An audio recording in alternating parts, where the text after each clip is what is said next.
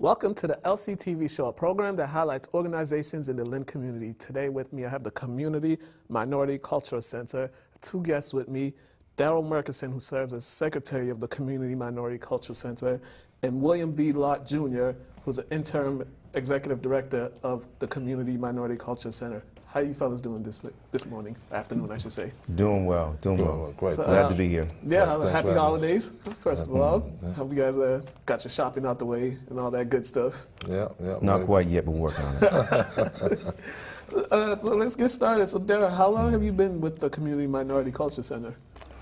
Well, in the present capacity, it's probably been the last 2 years, but I've been involved with the Cultural Center since I was a teenager myself, so it's something that's near and dear to my heart. It goes back a long way. Definitely. And you're here on an interim executive director basis. How did you get to that point? I knew the great Abner Darby, God rest his soul, and I was, back in the day, I'm a semi-retired senior consultant. I was always on the road, so during one of my interim stops, I hooked up with Mr. Darby again, and he kind of like showed me around, and I kind of helped them with the computers in the computer lab we have at the CMCC. All right, that's awesome. And for you, Darrell, you just said you've been involved since you were a teenager, so Yes. give us a glimpse of the things you've seen from that point to this point, the changes and all that. Oh, the changes have been, I'd say, tremendous, actually, and not really all for the better. Actually, it's been somewhat of a decline since that time. I can remember as a teenager, there were parades that we would do as young kids, and the Youth Day Parade would be, they have that in August. They also had an African dance troupe that was down at the center. There would be parties for high school and junior high school age kids that they would sponsor, things of that nature that we don't really see happening right now.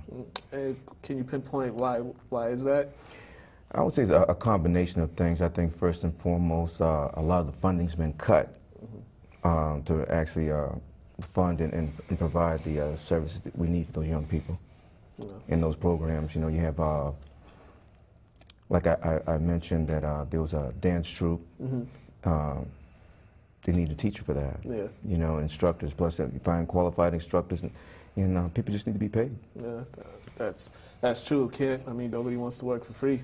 No, it's difficult to find volunteers. Yeah. There are some, but it's difficult to find them. Especially in this community, we have such a wide range of young people. I'm sure they would love to be invested in the cultural center and get involved with things, but if there's not a lot of people there. Yeah, absolutely. And plus, there's been a lot of turnover as well.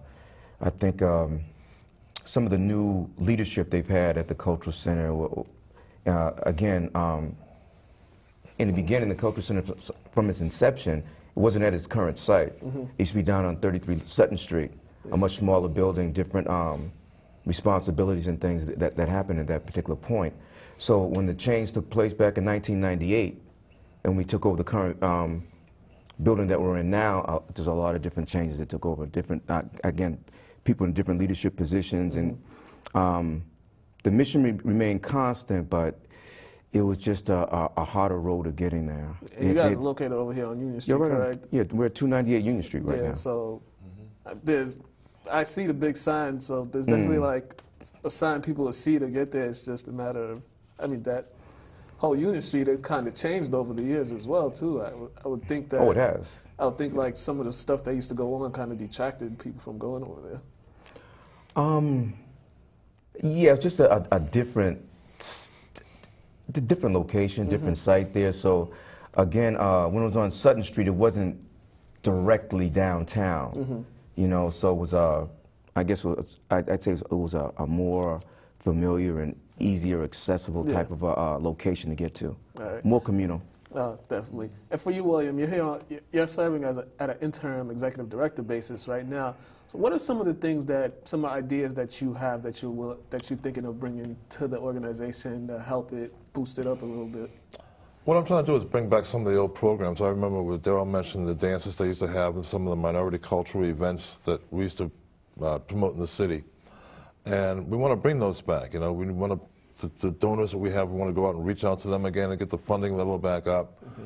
and I'm a computer consultant. I'm a semi-retired computer consultant. I want to bring back a little bit of a technology focus to some of our programs. I'm going to be doing, teaching some computer classes, and just because technology is all around us today, you know. Definitely. So I want to enhance that a little bit within some of the programs we're doing to offer a technology focus to the community too. Yeah, definitely with the technology, that's definitely a great thing, because in this day and time, a lot of things is tech-driven. A lot of careers are made in tech now. Right. So I think why is it important for you to bring that here to the community, just so the young people can know there's such a they could have a path in tech. Right. There's a big initiative now in the government to try to fund, and some funding going on that allows nonprofits and schools and communities to be more technology focused, to get young people, especially minorities and people at the disadvantage in the community, to focus more on technical careers, you know. Where, you know, there are a lot of people coming to this country with H-1 visas, that why can't we just train the people that are here in this country, you know? So that's my focus is going to be to try to encourage young people, both young and old, to embrace technology. Yeah. And Darrell, can you give us a glimpse of some of the events that you guys have put on in the past that people would enjoy? How recent past are you speaking? We can talk about this past year. All right, this past year, one of the main things that we've done, just starting back in, again, over the course of the year in June, we co-sponsored the Juneteenth celebration down on Lynn Common with Nicole McLean. Also, we did a fundraiser to help with women's breast cancer, the Breast Cancer Society right here at the Cultural Center. Some of the other ones were, we did have our, again, we kind of coupled it together with what's coming up right now. Again, I guess you would consider it last year, Black History Month program, which is like, throughout the month of February, we have like a film festival and many different events we do. We actually put on about 10 events in 28 days. Okay. Like we try to do like 2 a week, and so it might be film, it might be an art exhibit, it could be a lecture, things of that nature we do at the center. And also, in January, you guys have something coming up for MLK Day? Yeah, it's this year will be our 32nd year of sponsoring the Martin Luther King breakfast. It's like a unity and day of service type of commemoration for Dr. Martin Luther King. Last year it was held at the Porthole Restaurant right on the Limway. And a couple of years prior to that, it had left the city because we didn't have a venue that was suitable for us to put that event on. It was at Danversport Yacht Club. But since that time, it's been back in the city. Last year, and again, it's going to be this year, January 15th, on Dr. King's actual birthday this year, which is a good thing. Yeah, that's a good thing. That's something that'll bring everybody together. And for you two personally, just going forward, what are other things that you guys are hoping to build up on, just so you know the community could be more involved with you guys? This question is for both of you guys. Okay, I'll go first. Okay. I think again, one of the things we really want to build upon is again just doing outreach to people, let them know that we're even there. What we're finding out over the past couple of years, because again, I've just been in the position that I've been for, it's coming up on 2 years now. A lot of people have lost interest in just knowledge of where the center is. Like I said, we had a move from Sutton Street down to Union Street, and that's been nearly 20 years now. But again, a lot of the people that used to support, used to come by, have either moved away or just lost interest in the center and what they do. So we just want to just do some outreach to people, let them know that we are hosting things to enhance their knowledge as far as African American history and culture and art, all those particular things, to let them know we're just there. And these things are, for the most part, free to little cost. Yeah, again, my focus is going to be on technology, but again, doing the arts, music, you know, and just get the community involved.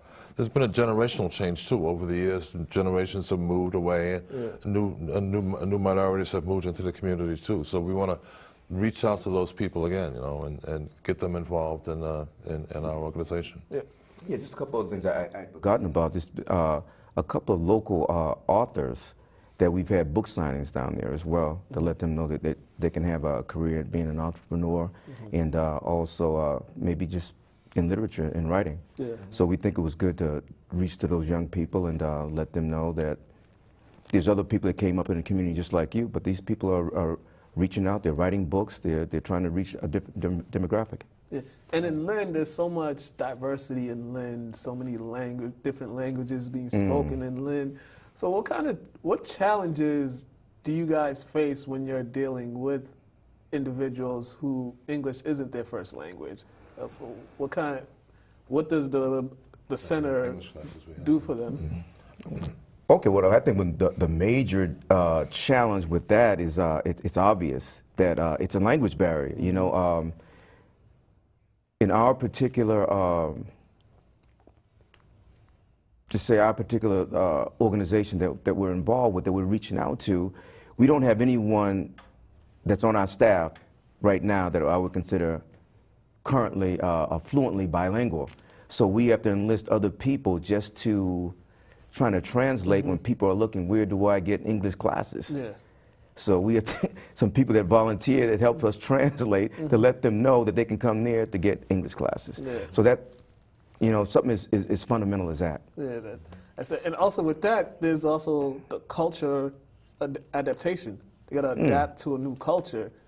So within the English as a second language class that you guys offer, is there ways that you guys also provide information for them to adapt to the culture in the city of Lynn, just for them to maneuver around the city, know where they can go and know where they could get help if they need assistance with anything like that? We're kind of an outreach location, so we have many other nonprofit organizations reaching out to us to try to help people in the community. And I've only been there a short time, and I've had a lot of people just reach out to me and say, yeah, you know, we're sponsoring this event for low-income housing assistance, or, you know, small business assistance. And we'll refer people in the minority community to those other organizations for things that we don't do directly, too. So, yeah, we do have like Bill was just saying, just to piggyback on that just a little bit, is that as a resource center, we do have a lot of pamphlets that people leave there at the center, right there in our lobby, right there. When people, they may need assistance in certain areas, we can direct them. So we try to do that. And as for you, Darrell, not only you serve as the secretary over there, you're also, I understand, the president of the African American Leadership Council. I am. And how long have you had that position? Well, in that particular position, the African American Leadership Council is really, in my view, kind of trailblazing as far as our regular organization goes. We don't have the traditional setup where you might have an election a year or every 2 years or 4 years, whatever it may be. We do try to do things on a rotating basis so a person doesn't really burn out. So the position that I'm in as president, we rotate that actually like quarterly. Okay. And we just rotate, so people do that. This past year, and you annually, whenever there's a mayoral race, you guys put on debates for the community. We've done that for a number of years, where not only just local city elections, but also we did one for the Essex County Sheriff as well. So if there's an election that affects the city of Lynn, we think that it's important that the constituency be as informed as possible. And that's the main reason why we try to put on these candidates' nights and forums. Yeah. And how does that intertwine, how do those two positions intertwine, you working at the Community Minority Culture Center and you being in the being president of that African American Leadership Council? How would you say like those two things intertwine with each other? I'd say they intertwine in the sense where the African American Leadership Council is just that it's like a conglomerate collection of different groups and people, community people, that allows us to address any issue that may occur that has some type of effect on the African American community or the community at large. We address it's nothing specific, so we can address anything, but it's kind of geared toward, you know, trying to enhance the African American community. That's a focus, but it's not limited to that. But as far as the cultural center goes, we're all about educating people about African American history and culture. So whatever way we can advance that, that's what we do. It gives the people a voice. We wouldn't like the voice to speak on just about anything. All right. And in the bigger picture of the scheme, can you guys just assess your year in review of the Minority Culture Center? Just everything that's happened this year, can you assess it for yourself? Things that you guys think that you guys need improvement on, things that you were happy that you were able to get done, and things that you're looking forward to get done. Well, I'll let Bill go first, and then I'll just kind of wrap it up a little bit. Only for the reason being that I've been here a bit longer than he has. Okay. So I'll let him give his assessment, and then I'll go behind. Okay. Yeah, I've only been there short term, about 3 months, and you know, there's a lot of work that needs to be done. We need to, again, to focus on reaching out to the community. I'm going to bring a little tech spin to the organization, but you know, my main focus is just, again, try to rebuild the organization back to its glory days and get a lot of the programs and enhancements that we used to have back into the programs that they used to serve, that we serve the community with. Mm-hmm. Mm-hmm. And you said that you were in the service?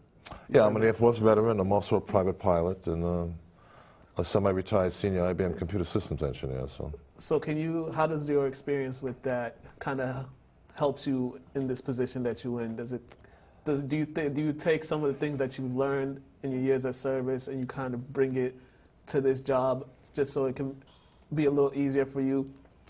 Well, in my assessment, I'm trying to do a small startup business, so I'm trying to start up my little company and then really help restart operations at the CMCC. My focus is to bring back the CMCC back to its glory days when they have a lot of different events happening, literally weekly, you know, weekly events happening, and you know, we're out serving the community, reaching out to different minority cultures in the city. Because again, Lynn is not only African American, Hispanic. There's people from Russia here. There's a big Haitian community, and a diverse, you know, a diverse variety of people in Lynn. So we want to reach out to them. Well, definitely. Sweet, Darrell. Okay, I'd say that the year in review, you know, it's been very challenging for us at the center. Again, like Bill's only been on board for the past few months, you know, maybe 4, but a relatively short period of time. But one of our main focuses and goals that we're reaching for is that we want to get a full-time executive director at the CMCC like it once had when they had Abner Darby and Virginia Barton down there on a regular basis. They were able to be much more effective, I thought. Right now, the position that I'm in, being the secretary, we do have people that are on the board, secretaries and the treasurer and president of the board. We're slated to meet quarterly to try to address all the needs that go down in the center, and it's been impossible to do that because we didn't have an executive director that's down there every day. The board has gone above and beyond what's technically required of them to do. Yeah. We meet almost twice a week, 2-3 times a week, trying to keep everything in line, just with the everyday operations of the building, the upkeep, the planning of programs, the planning of events. It's been very challenging. So I'd say the year in review has, again, been very challenging, but we're happy with where we are. You know, there's a lot of improvement to be made, of course, but again, being able to have a series of events over the course of Black History Month, and then we move into the spring where we have voter registration. And then we have, again, Juneteenth in June. Yeah.